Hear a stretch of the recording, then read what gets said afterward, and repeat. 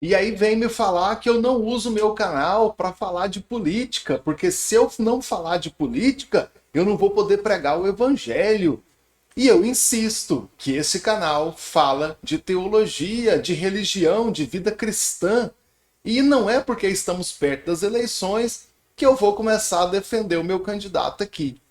No entanto, essa é uma exceção. O problema do nosso país e tudo o que nós estamos passando tem um culpado e se chama a igreja. Sim, a igreja. Agora, não olhe para o lado, não aponte o dedo para ninguém, porque a igreja que eu falo não é nenhuma denominação, mas é você e eu. E eu bato a mão no peito e digo: a culpa é minha. Os problemas que o meu país passa e todo tipo de ideologia que nós criticamos, a culpa é nossa mesmo. Sim, porque eu deixei de pregar o evangelho de Cristo. Eu deixei de falar de Jesus para as pessoas. Eu deixei de pregar para minha própria igreja. Sabe o que fizeram? Começaram a pregar o aborto. Eu deixei de falar que Deus é o autor da vida e que o milagre do nascimento é algo maravilhoso. Quando eu não preguei sobre isso, vieram aqui e pregaram a favor do aborto. Chamaram isso de saúde da mulher. Chamaram isso de questão de saúde pública. E tem crente não vendo problema no aborto. E a culpa é minha, de cristãos. E eu falo cristãos, eu englobo católicos, evangélicos, testemunhas de Jeová, judeus messiânicos, todo mundo que crê em Jesus.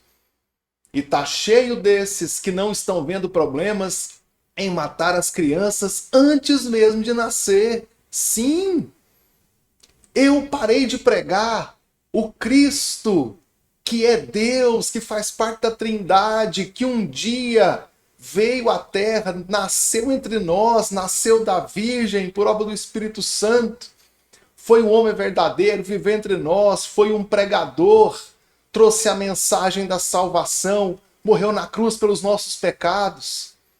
Quando eu parei de pregar esse Jesus, vieram aqui e pregaram um Jesus travesti, um Jesus homossexual, revolucionário, amigo de invasor de terra. Eu trouxe na Bíblia um Jesus que perdoa as pessoas. Só que eu parei de pregar esse Jesus. Vieram aqui e pregaram um Jesus que defende bandido e que não prega o arrependimento. Simplesmente diz: você está perdoado, sem dizer: vai, não peques mais, sem cobrar mudança de vida. Eu parei de pregar que o ensino bíblico é superior aos demais. Eu parei de pregar que a Bíblia é a palavra de Deus, deve ser a única autoridade sobre as nossas vidas. Quando eu deixei de pregar esse evangelho, vieram aqui e pregaram o Karl Marx, Engels, Paulo Freire, pregaram tantos outros, e agora dentro da igreja tem gente achando que o Karl Marx é legal, que o Freud tem a palavra boa, de que o Paulo Freire é o grande homem, porque eu deixei de pregar Jesus. Sim, eu, eu.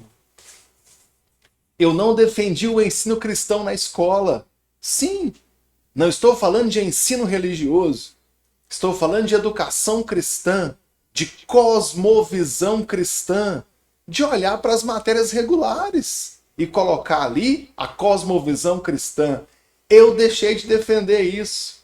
E agora as escolas não estão estudando nem as matérias básicas, português, matemática, geografia, está estudando ideologia de gênero, pronome neutro, está estudando essas coisas, porque eu não coloquei a cultura cristã também dentro da escola.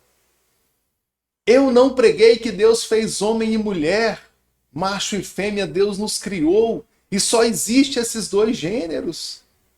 E agora começaram a ensinar que existem milhões de gêneros, mas nenhum é homem e mulher. Existe tudo, menos o que a Bíblia diz que existe: homem e mulher. E a culpa é de quem? A culpa é minha. Eu parei de pregar o evangelho? Sim.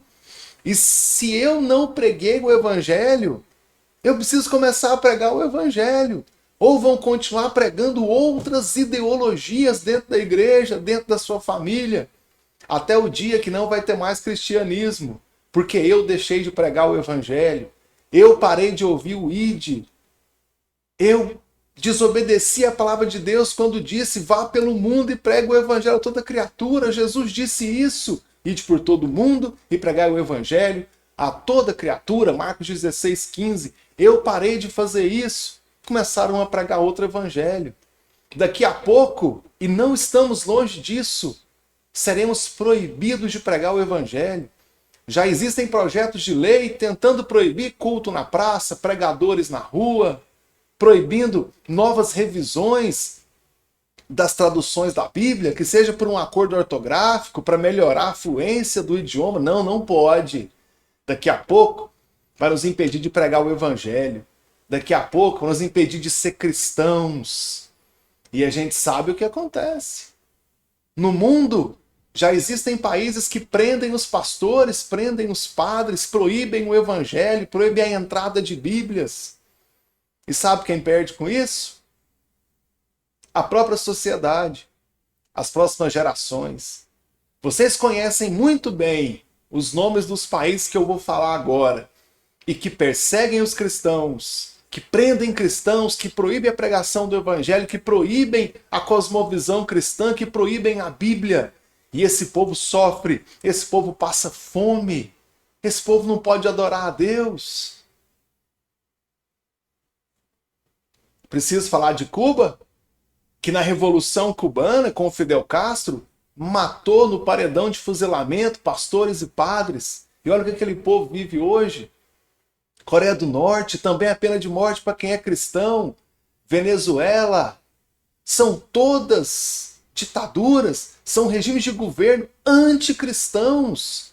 Nicarágua, hoje, estou gravando esse vídeo em 2020, hoje tem igrejas sendo fechadas, derrubadas, líderes cristãos sendo presos. A China, é proibido ser cristão. E o que eu estou vendo? Crentes votando em quem apoia essa ideologia anticristã. E a culpa é de quem? A culpa é minha, porque eu não preguei o evangelho. A culpa é sua, porque você não pregou o evangelho de Cristo. Então, não fale de política, fale de Cristo. Esquece a política, pregue a palavra de Deus, porque a raiz de todos os problemas é o desconhecimento da palavra de Deus. A falta de conhecimento da mensagem da salvação está destruindo muitas sociedades no mundo e vai destruir a nossa, caso o evangelho de Cristo não seja pregado. E eu convido você, e eu pretendo ter essa mudança, de pregar a Cristo, pregar o evangelho da salvação, porque eu quero continuar cristão, quero minha sociedade próspera. E o único caminho é trazer o reino de Deus, a palavra de Deus, a mensagem da salvação, o evangelho de Cristo para as pessoas. Ou estamos todos fadados à derrota moral, financeira, econômica, política e a pior de todas, a espiritual.